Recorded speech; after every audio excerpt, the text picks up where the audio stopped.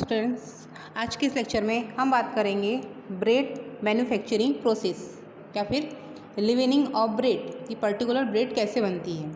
Bread wheat flour से बना हुआ एक बेकरी प्रोडक्ट है जिसमें फर्मेंटेशन मेथड के द्वारा एसिड एंड कार्बन डाइऑक्साइड का प्रोडक्शन होता है। इस प्रकार के फर्मेंटेटिव ब्रेड का flavour and texture and preservation, ये तीनों क्वालिटी एक साथ क्या होती है, इम्प्रूव हो जाती है। फर्मेंटेशन प्रोसेस माइक्रो ऑर्गेनिज्म की प्रेजेंस में होती है। बेकरी या फिर ब्रेड मेकिंग में ईस्ट माइक्रो ऑर्गेनिज्म का यूज़ किया जाता है। बेकरी इंडस्ट्री में सबसे अधिक ईस्ट का यूज़ होने की वजह से इसे बेकरी ईस्ट के नाम से भी जाना जाता है। ब्रेड बनाने की प्रोसेस में जो माइक्रो ऑर्गेनिज्म यूज़ किए जाते हैं उनके फंक्शन के आधार पर इन्हें दो ग्रुप में डिवाइड किया गया है। जो इसका फर्स्ट ग्रुप होता है, फर्मेंटेशन प्रोसेस के दौरान कार्बन डाइऑक्साइड का प्रोडक्शन हो सके जिसकी वजह से bread soft and porous and texture उसमें क्या हो, इम्प्रूव हो जाते हैं। जो सेकंड जो ग्रुप होता है वो होता है ब्रेड मेकिंग से फ्लेवर क्या किए जाते हैं, ऐड किए जाते हैं। अब इसकी प्रोसेस देखते हैं कि पर्टिकुलर कैसे इसकी प्रोसेस कंप्लीट होती है। Particular microbiology of bread. हम जानते हैं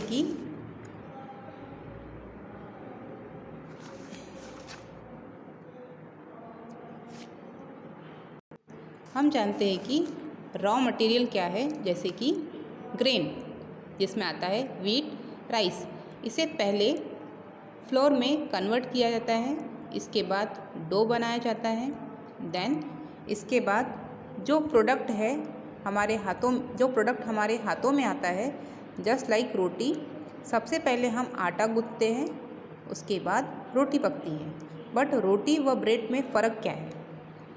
वी कुक रोटी, ब्रेड क्या है, बेक्ड प्रोडक्ट है। आज हम देखेंगे कि बेकिंग एंड कुकिंग में क्या डिफरेंस होता है। जैसे कि आप देख रहे हो, baking is cooking under dry heat at high temperature. Baking एक ऐसी प्रोसेस है जिसमें हम बहुत ज़्यादा हीट प्रोवाइड करते हैं, और हीट कैसी है, ड्राई हीट है जिसमें बिल्कुल भी मॉइस्चर नहीं होता। रोटी का सरफेस कैसा होता है, फ्लैट होता है, बट ब्रेड में स्पॉन्जिनस पाई जाती है। और वो स्पंज कैसे आता है, तो अब नेक्स्ट देखते हैं हम लोग, जैसे कि roti versus bread. Bread increase in size due to production of carbon dioxide in the dough under certain condition. Means हमने जो डो प्रिपेयर किया है, अगर उसके अंदर कार्बन डाइऑक्साइड का प्रोडक्शन होता है, इसका मतलब गैस इसके अंदर इकट्ठा हो जाएगी। वो गैस के कारण डो का जो साइज़ है वो इंक्रीज़ हो जाता है।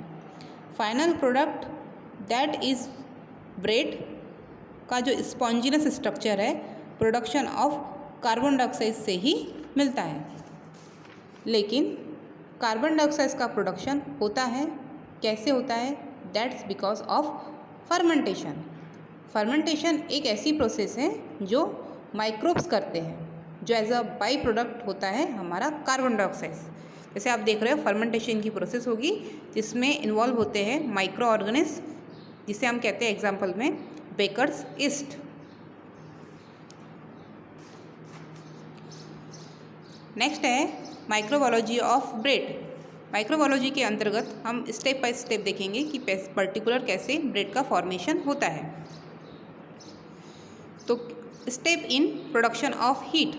तो सबसे पहली जो प्रोसेस है, preparation of raw material, flour, water, leavening agent, flavouring agent. Raw material second है हमारा डो फॉर्मेशन, थर्ड है डो प्रोसेसिंग जिसके अंतर्गत फर्मेंटेशन एंड लिवेनिंग आता है, फोर्थ है बेकिंग, एंड नेक्स्ट है फाइनल प्रिपरेशन जिसके अंतर्गत पैकेजिंग एंड स्टरलाइजेशन। तो जो फर्स्ट स्टेप है हमारी, जिसकी बात करते हैं, preparation of raw material. Raw material flour, water, leavening agent व फ्लोरिंग एजेंट, जैसे आटा, पानी, लिवेनिंग एजेंट्स मीन्स होता है कौन सा माइक्रोब्स जो हम यूज़ करते हैं फर्मेंटेशन के लिए, that is leavening agent. Other is flavouring agent, हम फ्लेवर ऐड कर रहे हैं इसमें, जैसे साल्ट या शुगर, अकॉर्डिंग देयर टेस्ट हम डालते हैं, वो कहलाता है फ्लेवरिंग एजेंट। नेक्स्ट है डो फॉर्मेशन, आटा गूँथना, ठीक है। नेक्स्ट है डो प्रोसेसिंग, जिसके अंतर्गत आता है फर्मेंटेशन एंड लिवेनिंग। अब इसके अंदर लिवेनिंग एजेंट डाला जाता है। प्रोसेस करने का टाइम हमें देना होगा पर्टिकुलर उस डो को, दैट इज़ फर्मेंटेशन। तो उस टाइम पे फर्मेंटेशन की प्रोसेस होगी, वह लिवेनिंग होगा। लिवेनिंग मीन्स वॉल्यूम का राइज होना, और वो होगा डो ऑफ प्रोसेसिंग। नेक्स्ट है बेकिंग। बेकिंग प्रोसेसिंग के बाद baking high temperature and dry heat पे की जाती है। नेक्स्ट है फाइनल प्रिपरेशन, जिसके अंतर्गत पर्टिकुलर जो तैयार ब्रेड है उसकी पैकेजिंग एंड स्टरलाइजेशन किया जाता है।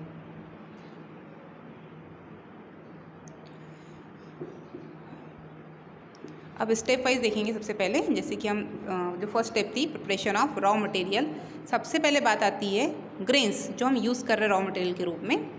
तो ग्रेन्स जो हमने चूज़ किए हैं, वीट या फिर राई, आटा। आटे को सबसे पहले पीसा जाता है और उसी आटे से क्या बनता है, फ्लोर बनता है। अब इस फ्लोर को लेकर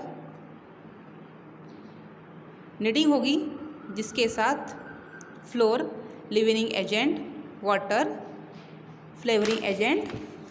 अब ये देखना होता है कि कंटेंट कौन सा होता है वीट के अंदर, क्योंकि वीट से हम जो भी प्रोसेस कर रहे हैं सारी प्रोसेस वीट से ही हो रही है। तो सपोज़ उसमें कौन सा कंटेंट प्रेजेंट होता है पर्टिकुलर वीट में।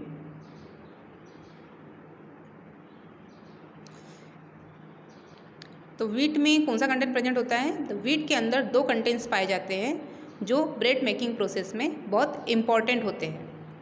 तो फर्स्ट है हमारा, लिखा है यहाँ पे, स्टार्च एंड ग्लूटीन। स्टार्च जो है ऐसा कार्बोहाइड्रेट, और ग्लूटीन के अंदर क्या प्रेजेंट होता है, हमारा प्रोटीन प्रेजेंट होता है। नेक्स्ट प्रोसेस है fermentation and leavening. Fermentation produce of carbon dioxide by utilising sugar carried out by yeast, Saccharomyces cerevisiae yeast का यूज़ किया जा रहा है। फर्मेंटेशन क्या है, फर्मेंटेशन शुगर को यूटिलाइज करके जब कार्बन डाइऑक्साइड का प्रोडक्शन होता है तो इसे फर्मेंटेशन कहते हैं। ईस्ट जो पर्टिकुलर यूज़ किया जा रहा है, इसका नाम है, जो कॉमन नेम है, सैक्रोमाइसिस सेरेवेसी। शुगर प्रेजेंट है ना डो के अंदर। डो के अंदर शुगर कहाँ से आएगा, है ना। तो डो के अंदर शुगर कहाँ से आएगा, ईस्ट जो शुगर यूटिलाइज करेंगे वीट के अंदर से, वो होगा वीट का कार्बोहाइड्रेट, दैट्स इज स्टार्च। मतलब पर्टिकुलर डो के अंदर शुगर प्रेजेंट, शुगर कहाँ से आएगा ये बात आती है। तो ईस्ट क्या करेगा, शुगर का यूटिलाइज करेगा। वीट के अंदर क्या प्रेजेंट है, शुगर प्रेजेंट है, तो वही होगा, है ना। तो वीट का जो कार्बोहाइड्रेट है दैट इज स्टार्च। स्टार्च को यूटिलाइज करेगा ईस्ट, उसे ब्रेक डाउन करेगा एंड उसके बाद फर्मेंटेशन प्रोसेस से कार्बन डाइऑक्साइड और डो के अंदर कार्बन डाइऑक्साइड क्या हो जाएगी, डेवलप हो जाएगी। और ये सब जो कंडीशन होती है वो एरोबिक कंडीशन, जिसमें टेम्परेचर होता है 25 to 30 degree centigrade temperature. But ये कार्बन डाइऑक्साइड गैस है, डो के अंदर नहीं भी रह सकती, क्योंकि ऐसा कार्बन डाइऑक्साइड वेपर फॉर्म में उड़ भी सकती है, बट डो के अंदर वो कैसी बनी रहेगी तो डिपेंड किस पे करता है। तो जैसे कि आप लिखा हुआ है यहाँ पे, gluten has ability to hold carbon dioxide inside the dough. मतलब ग्लूटीन में क्या है, प्रोटीन ऑफ रिच है ग्लूटीन। तो ग्लूटीन के पास ऐसी प्रॉपर्टी होती है जो कार्बन डाइऑक्साइड को होल्ड कर पाए डो के अंदर। दैट इज़ वाई जब कार्बन डाइऑक्साइड इतना ज़्यादा गैदर होने लगेगा तो डो के अंदर उस कंडीशन में वॉल्यूम या फिर गैस के कारण वो डो जो है वो इंक्रीज़ हो जाएगा। एंड फाइनली जब हम बेकिंग करेंगे तो वो उस कंडीशन में उस पर्टिकुलर ब्रेड में पोरस का स्पॉन्जी स्ट्रक्चर हमें मिलता है। और इसके लिए जो कंडीशन होती है वो होती है एनारोबिक कंडीशन, और जो टेम्परेचर यूज़ होता है वो 25 to 30 degree centigrade temperature use होता है। देन जब फर्मेंटेशन व लिवेनिंग हो जाएगी एक बार, तो कुछ प्रोसेस होती है जैसे कि स्लाइसिंग होगी, मॉर्डेंट एंड बेकिंग की जाती है। अब इसका मोस्ट इम्पॉर्टेंट जो पार्ट होता है वो होता है बेकिंग। बेकिंग जैसे कि लिखा है, baking to around 75 degree centigrade temperature is in oven. Baking के लिए जो टेम्परेचर दिया जाता है वो होता है 75 डिग्री सेंटीग्रेड टेम्परेचर। इसके अलावा कुछ कंडीशन में 100 डिग्री सेंटीग्रेड टेम्परेचर भी प्रोवाइड किए जाते हैं ब्रेड के प्रोडक्शन के लिए। बेकिंग में कौन सी कंडीशन होती है जिसके कारण फाइनली प्रोडक्ट जो भी है उसमें टेक्सचर बनता है या फिर हमें ब्रेड के अंदर वो टेक्सचर मिलता है। At the stage moisture is loss. ठीक है, मॉइस्चर क्या हो जाता है, उसमें से लॉस हो जाता है। उसका कंडीशन क्या है, ग्लूटीन जो प्रेजेंट है इसके अंदर है ना, ग्लूटीन के अंदर जो भी प्रोटीन है उसका जो मॉइस्चर है वो क्या होता है, बेकिंग के कारण मॉइस्चर रिलीज हो जाता है। Baking to around 75 degree centigrade temperature in oven. Next step कहती है हमारी, at this storage moisture is loss from gluten. मतलब ग्लूटीन के अंदर जो भी प्रोटीन है उसका मॉइस्चर क्या हो जाएगा, रिलीज हो जाएगा। इस कंडीशन में वापस गैस का एक्सपेंशन चलता रहेगा एंड अगेन वॉल्यूम क्या होगी, राइज होगी। शुगर का और ब्रेकडाउन होगा जिससे ब्राउन ब्रेड ब्राउनिंग जो कलर होता है वो ब्रेड के ऊपर या ब्रेड की सरफेस पर हमें मिलेगा या ऊपर की सरफेस पर मिलेगा। जैसे क्या लिखा है, कैरमलाइजेशन ऑफ शुगर का और अधिक क्या होगा, ब्रेकडाउन होगा, जिससे क्या होगा, ब्राउनिंग बनेगी। ब्राउनिंग कहाँ बनेगी, जो ब्रेड का जो ऊपर वाला सरफेस होता है वहाँ पे ब्राउनिंग कलर जनरेट होता है जिसकी एक थिन लेयर बनने लगती है। और वो जो लेयर होती है थोड़ी सी क्रस्ट होती है, तो यहाँ पे किसका फॉर्म होता है, क्रस्ट का डेवलपमेंट होगा पर्टिकुलर उस ब्रेड में, उसकी सरफेस पे। Then flavouring